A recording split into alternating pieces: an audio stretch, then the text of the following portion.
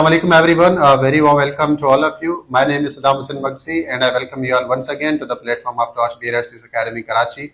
As you all know कि आज हमारे साथ हमारी बहुत ही एक वंडरफुल स्टूडेंट हैं मिस हिरा रसूल और इन्होंने स्पेशल सीरीज का एग्जाम पास कर लिया है एंड अल्हम्दुलिल्लाह से इनकी एलोकेशन भी इंफॉर्मेशन ग्रुप के अंदर हो गई है। आप मुझे बताएं किस चीज़ ने आपको मोटिवेट किया कि आप सीएसएस का अटेम्प्ट दें। सर मोटिवेट मुझे मेरे पहले अटेम्प्ट नहीं करा था। जब मैंने CSS 2023 का अटेम्प्ट दिया था, जब उसका रिजल्ट आया था, सितंबर में रिजल्ट आया था, तो मेरे मार्क्स काफ़ी अच्छे थे हर चीज़ में। मैं थोड़े से नंबर से रह गई थी। तो फिर मुझे एक बहुत बड़ी अपॉर्चुनिटी लगी थी CSS स्पेशल के। अक्टूबर आए थे हमारे, 12 अक्टूबर से एग्ज़ाम स्टार्ट हुए थे कि बस थोड़ा सा मैं करूँगी और मैं हो जाऊँगी, और वही इंशाल्लाह हुआ इंशाल्लाह कि ताला। तो मेरा उसके हो बाद गया। फिर आपने सेकंड अटेम्प्ट दिया एंड जी देन सर, मेरा यू क्वालिफाई। रिजल्ट आया, फिर आपको पता है मैं आपके पास आई क्योंकि मेरे ऐसे में मार्क्स कम थे पहले टर्म में। तो फिर मैंने आपसे आउटलाइन वगैरह बनाना सीखी, इंट्रोडक्शन वगैरह आपसे चेक करवाया। तो फिर आई थिंक उसी वजह से ही फिर मैंने एंड दिया। अल्टीमेटली आपने जी सर, क्वालिफाई कर लिया। जो कमी थी वो पूरी हो गई थी। मैंने अभी आपकी डीएमसी में देख रहा था तो you have scored 70 plus in current affairs. जी सर। तो वैसे तो हम देखते हैं कि यूजुअली करंट अफेयर्स के अंदर जो एवरेज स्कोर आता है इट इज अराउंड 45 टू 50। जी जी अगर हम सर। एवरेज निकाल लें तो स्कोर अराउंड 50 के ही जी जी। बन रहा होता है जी स्टूडेंट्स का। तो आपने क्या ऐसा मुख्तलिफ किया करंट अफेयर्स के अंदर कि जिसकी वजह से आपका score as compare to other candidates बहुत अच्छा आया है।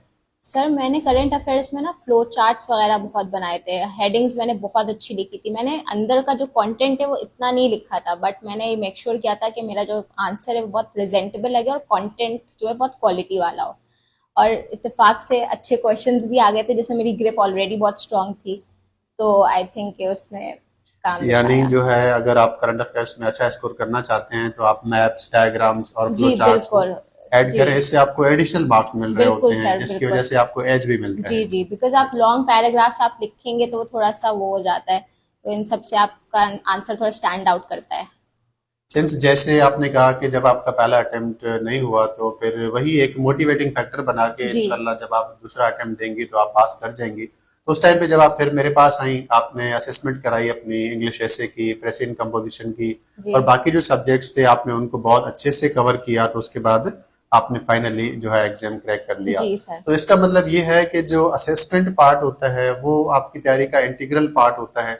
सिर्फ ज्यादा पढ़ के या फिर लिख के जी ज्यादा बोल के या फिर पढ़ के ये एग्जाम पास नहीं होता है बल्कि ज्यादा लिख के एग्जाम पास ऑब्वियसली सर, होता है। बिकॉज आपको एग्जाम वाले दिन तो आपको लिखना है ना कि आप कैसे परफॉर्म करते हो। आपकी राइटिंग स्पीड और सारी चीजें बहुत मैटर करती है। आप प्रैक्टिस नहीं करोगे, इवैल्यूएशन नहीं कराओगे, तो आपको पता नहीं चलेगा आप किधर स्टैंड आउट कर रहे हो।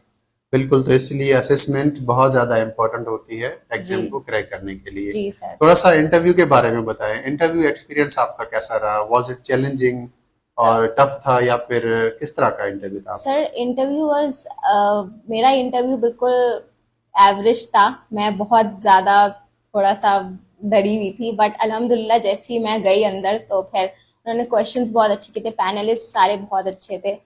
तो इंटरव्यू जो है वो सही हो गया अल्हम्दुलिल्लाह। इंटरव्यू में ऐसे ही होता है कि स्टूडेंट ज़ाहिर सी जी बात है एक जाहिर सी बात है। एंजाइटी एंजाइटी हाँ, होती है इंटरव्यू के एंजाइटी। अंदर जब आपके सामने जो है पैनल मेंबर्स होते हैं तो आप उनको देखते हो।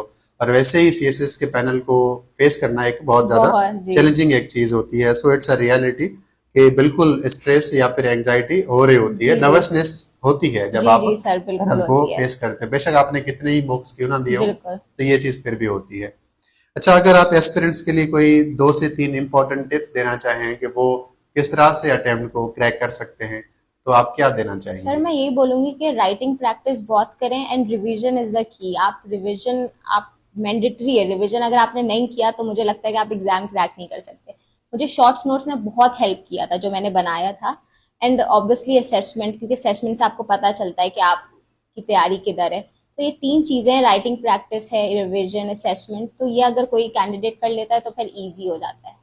बिल्कुल, तो आप थोड़ा-सा इस हवाले से बता सकती हैं कि एक टीचर का या फिर एक मेंटर का जो रोल होता है वो एक एस्पिरेंट की लाइफ में क्या होता है? क्योंकि मैं स्टूडेंट्स को यही कहता हूँ कि एक बहुत अच्छा एस्पिरेंट और एक ब्यूरोक्रेट में एक थिन लेयर का ही फ़र्क होता है। बस जैसे ही आपका रिज़ल्ट पास हो जाता है और आप वो लेयर जो है क्रॉस कर जाते हो। जी तो what is the role of a mentor? Sir, mentor का रोल बहुत इंपॉर्टेंट होता है। जैसे मैं आपको बता रही थी कि मैं जब पहले अटेम्प्ट के बाद आई थी तो CSS स्पेशल में किसी ने मुझे बोला था कि सीट्स बहुत कम है। तो मैं बहुत डिमोटिवेट हो गई थी। तो आपने मुझे बोला था कि सीट्स बहुत कम है लेकिन आप जैसे ही बच्चे पास होंगे, आपकी है। तो वो जो लाइन जो आपने बोली थी तो उसने मुझे बहुत ज्यादा मोटिवेट करा था। तो फिर बस आपने ये बोल दिया और फिर मैंने ऐसे और अपना सब कुछ करना एंड स्टार्ट कर माशाल्लाह दिया। से and today you are here और यस आपने सर। क्वालिफाई कर लिया तो है और कभी आप कभार एक सेंटेंस किसी टीचर का, मेंटोर का ना आपके दिमाग में रह जाता है। बिल्कुल। थैंक यू सो मच हिरा, आपसे बात करके बहुत अच्छा लगा हमें। थैंक यू इंशाल्लाह सर। ताला आप और ज़्यादा आगे जाएंगी और सोसाइटी में बहुत पॉजिटिवली कंट्रीब्यूट करेंगी और अपना रोल बहुत अच्छे से निभाएंगी। Thank you so much.